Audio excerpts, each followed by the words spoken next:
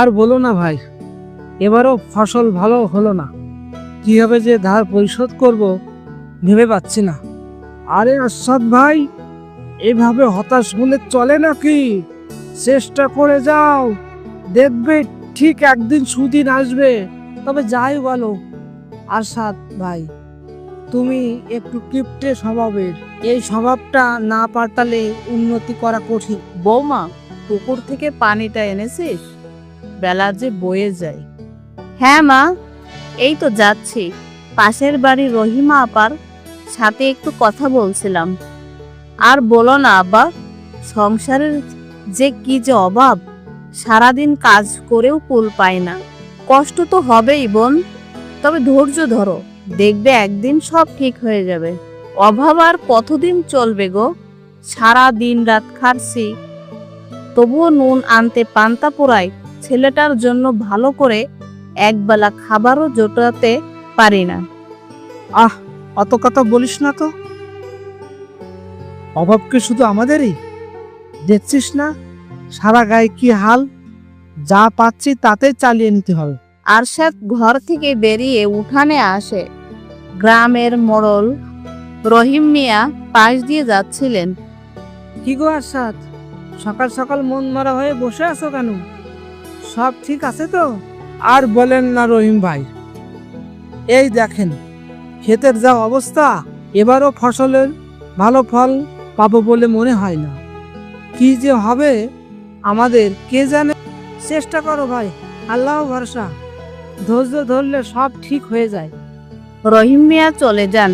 আরশাদ গ্রামের রাস্তা ধরে হাঁটতে শুরু করে। সে পাশের বাড়ির মফিজের সাথে দেখা করে। এ অর্ষাদ, এত সকালে কোথায় চললি? আর বলিস না ভাই, হাটে যাচ্ছি। যদি কিছু বাড়তি কাজ পাওয়া যায়। সংসারে টানাপোড়েন চলছে। আরশাদ আবার নিজের বাড়ির দিকে ফেরে।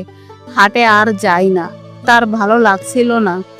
জমিলা ততক্ষণে পাশের বাড়িতে গেছে তাদের প্রতিবেশী সালমা আর করিমের সাথে কথা বলতে। কি গো জামিলা, কেমন আছিস? আজকাল তো তেমন দেখা হয় না। আর বলিস না সালমা, সংসার শুধু অভাব আর অভাব। আরশাদ তো কোনো দিকে মন নেই, সারাদিন শুধু টাকার হিসাব করে। ওদের তো দেখতাম সব সময় টানাটানি। আশাদ একটু বেশি কিপটি, কাউকে এক চুলও ছাড়ে না। জমিলা বাড়ি ফিরে আসে। মা তখনও খাটিয়ায় শুয়ে আছেন। বাড়ির পাশেই এক টুকরো পতিত জমি ছিল। একদিন আরশাদের মা আর বউ মিলে সেই জমিতে লাউ চাষের কথা ভাবলো। মা, এই পতিত জমিটা এমনিই পড়ে আছে, এখানে যদি লাউ চাষ করা যায়। লাউ তো বেশি যত্নের দরকার হয় না। হ্যাঁ রে বৌমা, মন্দ বলিসনি। এক কাজ করি, চল আরশাদকে বলি, যদি রাজি হয়। শোন আরশাদ, আমরা ভাবছি তোর বাড়ির পাশের পতিত জমিতে লাউ চাষ করব। লাও, তাতে কি হবে? এমনিতে তো টাকার অভাব। আরে বাবা, চেষ্টা করে দেখতে দোষ কি? যদি ভালো ফলন হয় তাহলে তো কিছুটা লাভ হবে। বাবা আরশাদ, এমন করে বলিস না। অভাব চিরস্থায়ী হয় না, চেষ্টা করলে উপায় হয়। এই দেখ, বাড়ির পাশে যে জমিটা পড়ে আছে, ওটা তো ব্যবহার করিস না। ও তো পতিত জমি মা, ওতে আর কি হবে? যা রোপণ করি সব পচে যায়। ওতে চাষ করতে যে পয়সা লাগবে, সে পয়সা পাবো কোথায়? পয়সার কথা ভাবিস না, কিছু বীজ লাগিয়ে দেখ। শুনেছি লাউ চাষে নাকি ভালো লাভ হয়। লাউ গাছ তো বেশি যত্ন চাই না, একটু নজর রাখলেই হয়। মা ঠিকই বলেছেন। গত বছর নচু মিয়ার লাউ চাষে তো ভালোই লাভ হয়েছিল। আমরাও না হয় চেষ্টা করি, লোকসানেই বা কি হবে? লাউ চাষ যদি লাভ হয়, কিন্তু কেউ যেন জানতে না পারে যে আমি লাউ চাষ করছি, তাহলে আবার সবাই ভাগ চাইতে আসবে। ভাগ চাওয়ার কথা পরে ভাবিস, আগে কাজটা শুরু কর। আল্লাহর সহায় থাকলে সব ঠিক হয়ে যাবে। আরশাদ ও জমিলা জমিতে কাজ করছে। তারা লাউয়ের চারা রোপণ করছে, আগাছা পরিষ্কার করেছে। আরশাদ খুব সতর্কতার সাথে কাজ করেছে, যেন কেউ তাদের দেখে না ফেলে। আস্তে কাজ করিস, কেউ যেন না দেখে ফেলে যে আমরা কি করছি। যদি কেউ দেখে ফেলে তাহলে শুরু হয়ে যাবে ঝামেলা। তুমি এত চিন্তা করছো কেন গো? আল্লাহ চাইলে আমাদের ভালো হবে। দেখছো না চারাগুলো কি সুন্দর বেড়ে উঠছে।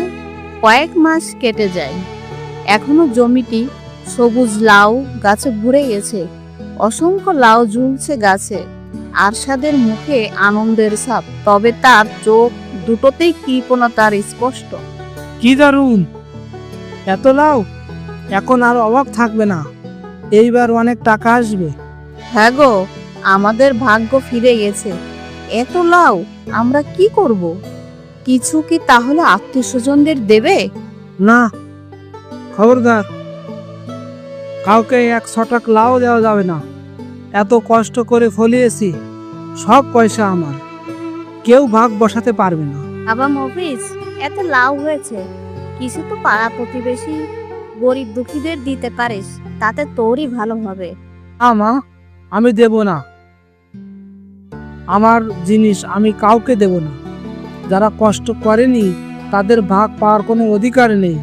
আরশাদ যত্ন করে লাউগুলো ছিঁড়ে বাজারে নিয়ে যায়। বাজারে সে চড়া দামে লাউ বিক্রি করে।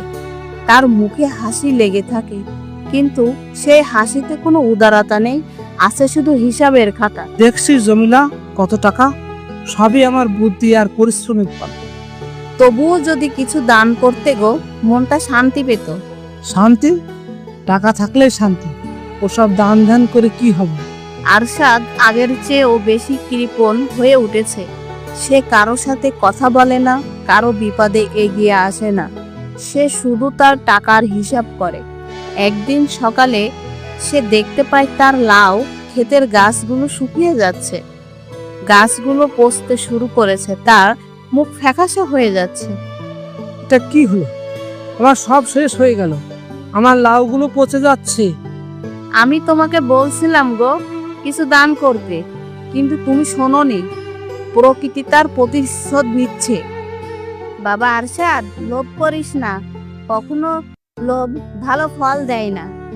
তুমি যখন কাউকে কিছু দিলে না, তখন প্রকৃতির কাছেও কিছু পেলে না। সব জিনিসই ভাগ করে খেলে তার আনন্দ বাড়ে। কিন্তু মা, আমার সব চলে যাচ্ছে, আমি কি করব? আরশাদ তার ভুল বুঝতে পারে। সে অবশিষ্ট লাউগুলো নিয়ে বাজারে যায়, কিন্তু এবার সে বিক্রি না করে গরিব দুঃখীদের মধ্যে বিলিয়ে দেয়। তার মনে এক অদ্ভুত শান্তি আসে। পরের বছর সে আবার লাউ চাষ করে, কিন্তু এবার সে উদারতার সাথে সবাইকে লাউ দেয়। তার ক্ষেত আরো বেশি লাউ ফলে। সে সুখী শান্তিতে বসবাস করে।